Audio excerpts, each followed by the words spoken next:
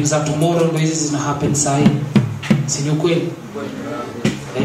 Ningetaka if anything yani msiaki nikumbuka once nimepass, ni msiakumbuke that nili add value kwa life yake. Na kama ali spend 1 minute na mimi, nili add value kwa life yake.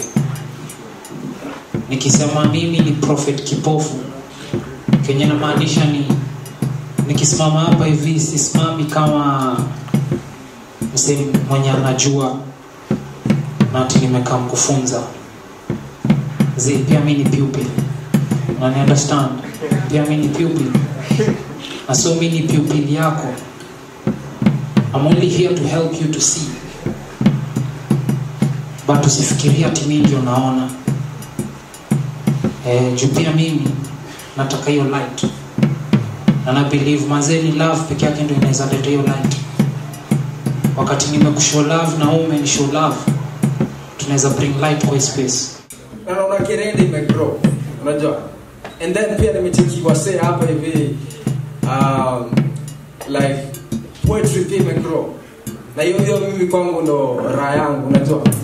Ucheki like tuna raise your bar because ni important that as devolution ina happen kwa gaba pia si tuna devolve kila kitu, unajua.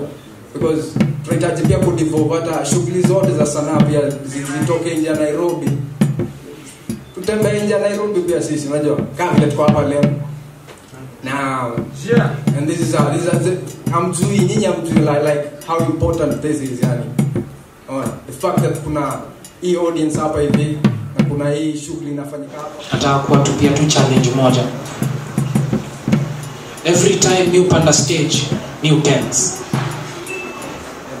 Matime. Kila time you panda stage, new tense sana. Juu mimi na feel mini prophet nikiwa nimesimama kwa space. So nikitense mimi hujiuliza swali moja. Na hiyo swali imenisolve. Na hiyo swali ni, what would I do if I was not afraid? What would you do if you are not afraid? Kama uko na uoga kwa hati yako ungejirepresent aje? Hizi dreams za tomorrow zimeanza mbali.